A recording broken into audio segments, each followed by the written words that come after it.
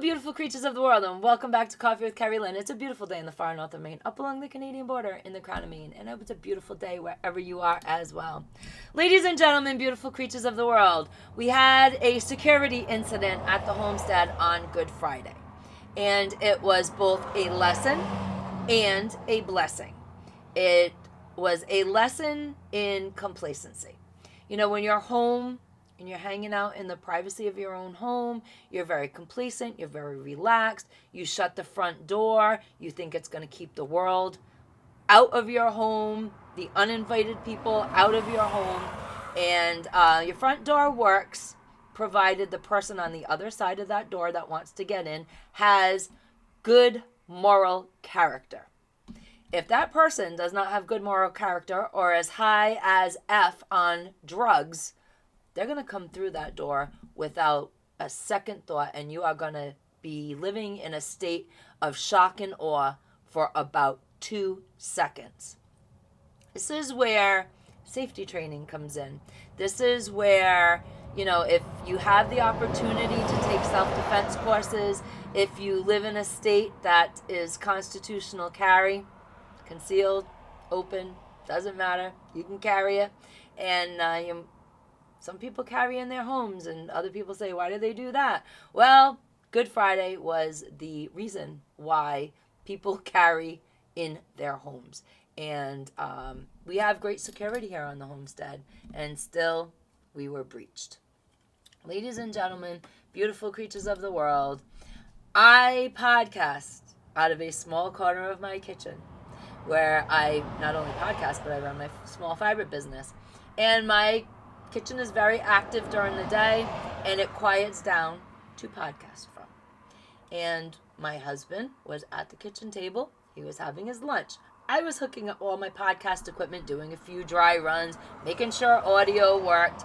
And unfortunately, one of the things that happened, which I always thought was a great thing, the minute I say, hello, beautiful creatures, my big dogs, they go and they find their own space until I'm done podcasting 99.9% of the time.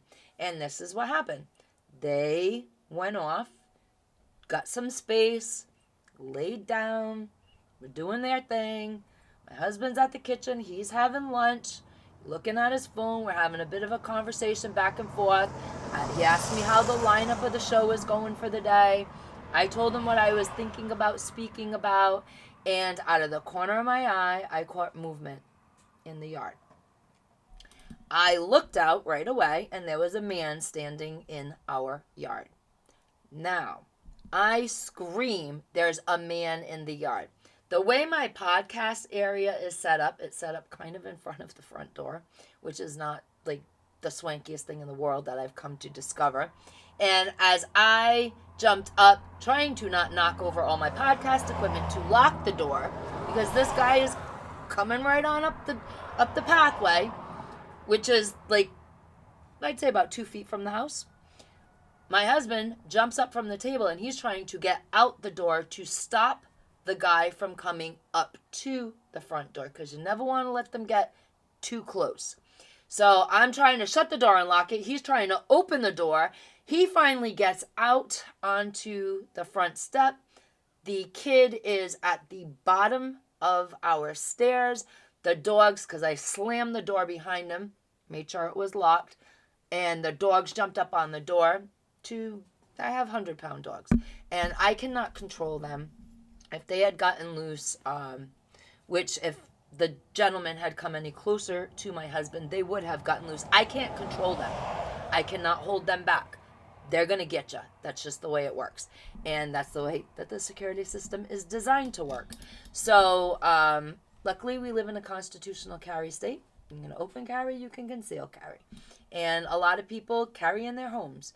And there is darn good reason, because we have a lot of drugged out people downtown, but now they're making their way out into the rural parts of town. It's quite a hike to town from where I live, but they seem to manage to do it now and again. And we also have some crazy trespass laws that our wonderful Moonbat governor put into effect, where you can basically camp tent on somebody's property and, under the right circumstances, you can't be removed for trespassing because you become a resident of a property in the state of Maine in 14 short days. So you got to know your tenant rights. You got to know the trespass laws, and our property is clearly marked for the safety of the general public not to come onto our property. Because if you do that unannounced, or you I have dogs that run in the yard, and like I said, we are a constitutional carry state, open and concealed. And people do carry on their own property. So the gentleman made it onto the property. Luckily, my husband kindly walked him off the property and sent him on his way, and we watched as he went on his way. Now, we initially thought that he was walking on the side of the road, came down the ditch and up onto our property where I'm normally sitting in the good weather in the summertime to podcast. That's my podcast area underneath my big pine trees. Turns out, after further investigation on our property, he did not come from the street at all, which is very disconcerting. And my husband took the security team, including the big dogs, out for a lovely walk out toward the back 26, where in some snow and mud in the wood area that nobody goes in, my husband found footprints, and he tracked the footprints to a field area that we don't own, well out in back of our property. There's several other properties. This big field area belongs to one of the properties, and he tracked him back out there. Now, we've been letting the dogs run the woods to make sure that there's no other people hanging out in the back 26. So the dogs have free run of my property, and they're not very nice dogs if they don't know you. And so far, nothing further has been found. Nothing on our property has been found. Just that the gentleman walked from way the hell in back of a field, across the field, down the side of our woods, through our woods, onto our property on the side. Well, that's all been rectified because there is extra security measures that went up right away and extra signs. But when you're high on drugs, you're not going to be reading signs, and it could have been a really bad event because he wanted to use a phone, he wanted to use a bathroom. It was just one of those things where luckily my husband is a very diplomatic person, and he has a very unique gift with people. He's very patient with people. He listens to people. He hears them out. He's very compassionate. He's also very mean when he has to be. And he's not a person that you want to cross his path when he gets a hair across his ass with you. But luckily, the kid didn't give him a lot of grief. And he was able to literally walking and talking this kid right off the property, right down the street.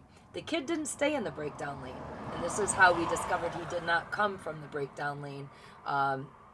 Initially, he started out in the breakdown lane, then he walked down into the neighbor's ditch, and then walked along the neighbor's front yard till he got to the neighbor's driveway, and he kept going. He didn't stop at any other houses. Thank God. I think the dog scared the shit out of him. And that's what they're meant to do, aren't they? They're meant to keep us safe and keep people that we don't know off of our property.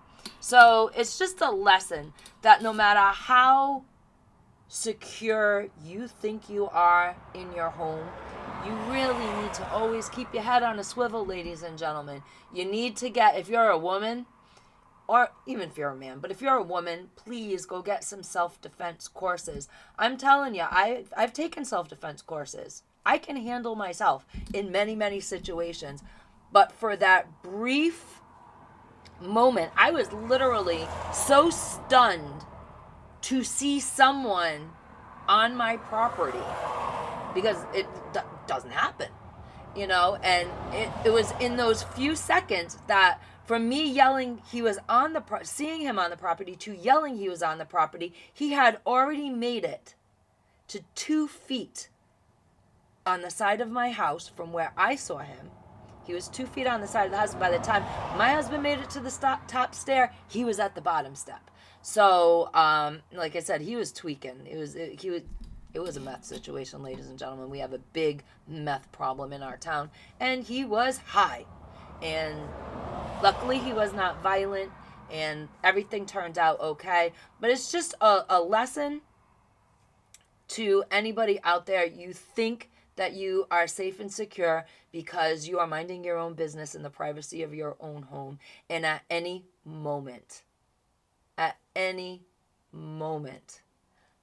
privacy can be completely disrupted by somebody with either very ill intentions or somebody so freaking high that they really don't know what they're doing.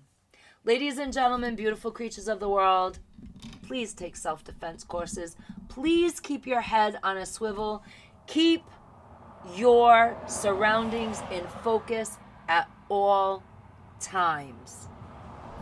Carpe diem, because no one promised you a tomorrow.